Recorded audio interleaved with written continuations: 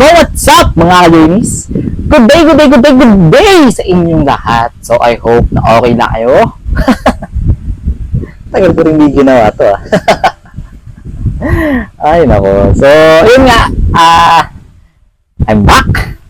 At grabe, sobrang tagal ko rin hindi nag-vlog mga ka-Journeys. Simula nung nag-OJT ako, di na talaga ako nagkaroon ng pagkakataon na makapag-vlog kasi nga OJT, tapos sinusundo si madam sa trabaho. So, ito na talaga yung pagkakataon na na makakapag-vlog ulit ako. Gusto ko lang din sabihin sa inyo na kaya ako nag-vlog ngayon ay kita niyo ba to? Yan.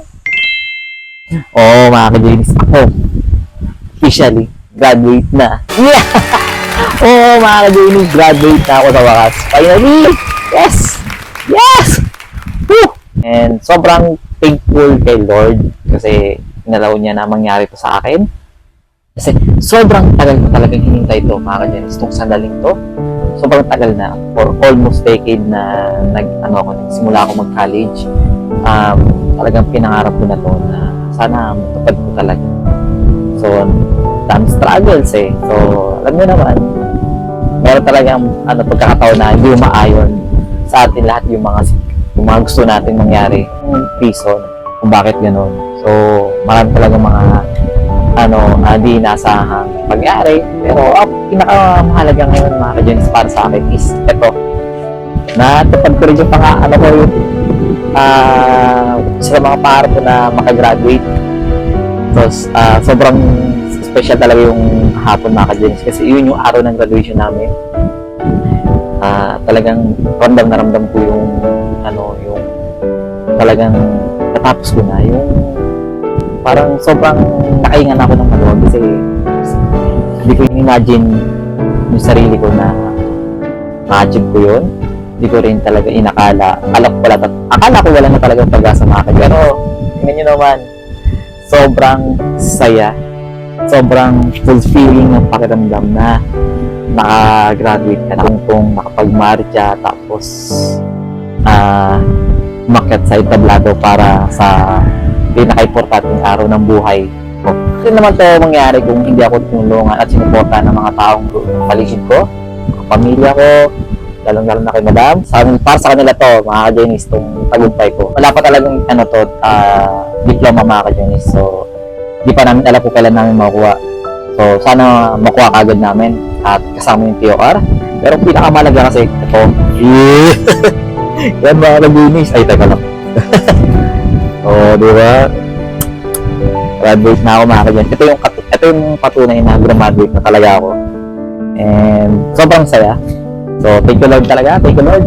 At ang pinaka-nakakalungkot na kasi mga ka-Journeys, meron na ako meron akong hindi nagawa kahapon. Kundi ang magpa-picture guys. Nakalimutan ko dalhin si Elmo mga ka-Journeys. Kaya sorry Elmo. So sobrang pagmamadali namin kahapon, hindi ko na siya naisip. Naisip ko na lang talaga siya habang nandun kami sa graduating ceremony. Sabi ko parang may nakalimutan ako. Grabe si Elmo. Sorry Elmo. Sorry talaga. So di parang i-edit na lang kita tapos ikakrap na lang kita. Lalagay kita sa mismo graduating. So gusto ko rin batiin yung sarili ko kasi congrats self kasi hindi ka sumuko at hindi ka talaga nagpatalo. So may times talaga noon na parang gusto na natin talaga sumuko bumibap. Pero ikaw talagang nandun yung willingness mo na gusto mo talagang maabot yung pangarap natin. Kaya talagang hindi rin ako sumuko. At itong tagumpay na to para sa aming dalawa to, sa sarili ko at sa akin. Kaya congrats sa atin self. At syempre binabati ko rin yung mga kaklase ko na nagsitapos kahapon. Congrats sa inyo guys. Sobrang saya din na makita kayo na at kayo yung nakasama ko sa akin graduation day. And alam ko naman na ganoon din kayo. Sobrang saya nyo rin na tayo yung magkakasama sa araw ng graduation. Kaya congrats sa atin guys. Syempre hindi natin malilimutan itong araw na to.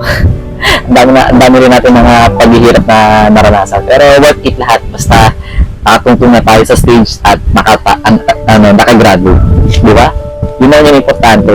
And syempre sa mga iba pa rin nandito gumagraduate at nag-OJT pa, konti na lang tisin na lang yung mga ka-Journeys dahil pag dumating yung araw ng graduation nyo, sulit na sulit yan. Grabe, ako na nagsasabi sa inyo, worth it lahat ng paghihirap natin.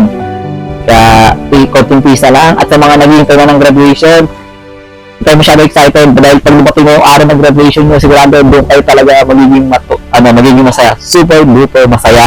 Na to pinatapos mga ka-journey. Sana nagustuhan nyo, sana na-inspire kayo sa aking mga sinabi. At sa mga katulad ko rin na parang wala na pag-asa. So, mga mali mga ka-journey. Laging isipin na habang may buhay, may pag-asa. Thank you Lord. Wakas, graduate na ako. I made it. Isabela Arnold Air.